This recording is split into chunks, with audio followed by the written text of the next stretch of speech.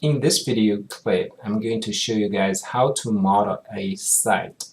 As you all know, site is a very important element where the building is located. So how can we model a site in Revit?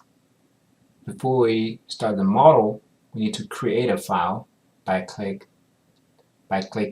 New. In Revit, there are different template files for you to choose from. There are construction, architectural, structural, or mechanical templates. So those templates are basically configured best for the different disciplines.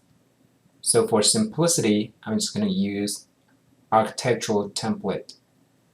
If you would like to see the difference about those different templates, you can try it on your own. So you will observe that the settings in the project browsers are different. I'm going to pick architectural template, click OK.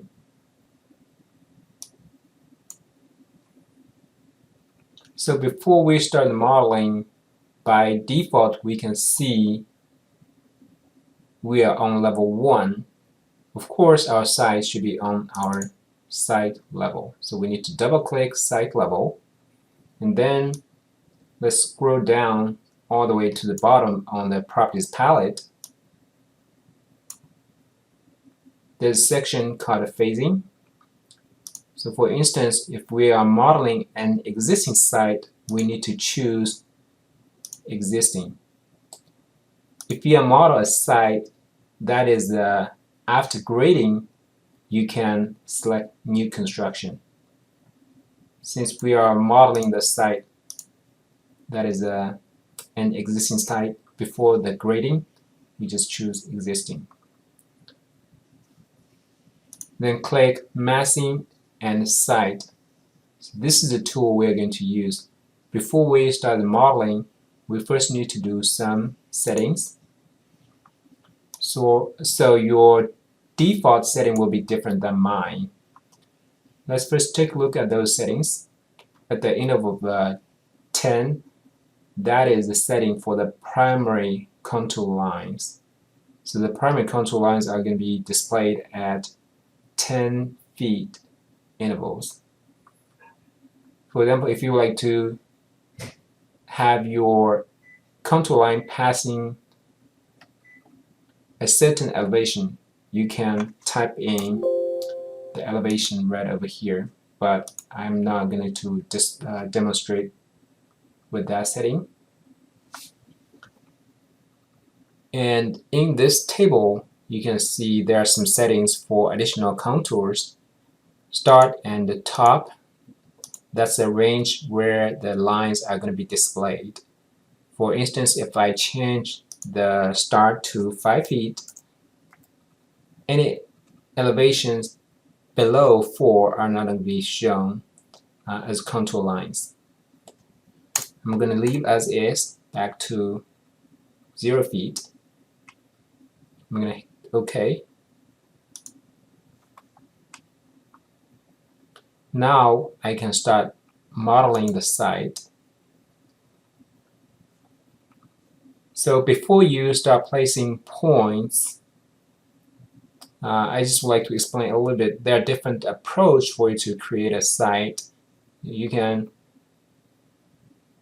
create a site by placing points, or you can import a base file or a 3D CAD model from a file, and then model your site from that basic file. But first, let's look at how we can create a site with placing points. Now let's first change the elevation of my first point.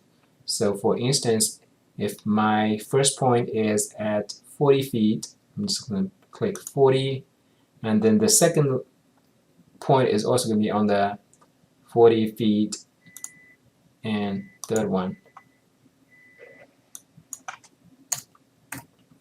Then I'm going to change it to 0 elevation, and I'll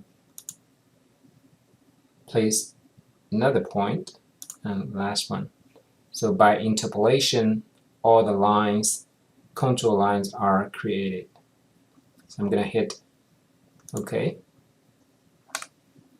Oftentimes, we would like to label the contour lines. You can use this tool to label your contour line. Click the starting point and the end point. So all the labels are going to be aligned along this line. So you can see, if we zoom in a little bit, we can see the primary contour lines are a little darker. In between, those are secondary contour lines.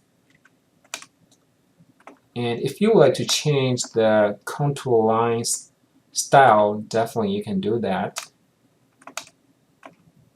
We can go back to the View tab and click Visibility Graphics and scroll all the way down to Topography. And we're going to do the settings with the secondary contour lines. And since the current site is using default value, so we like to use a different color for that. So let's pick the blue. And also, we can change the pattern of the lines. Let's just use the dash. Hit OK. Apply. So now you can see the secondary contour lines are different than the primary contour lines. I believe that's it for this video clip.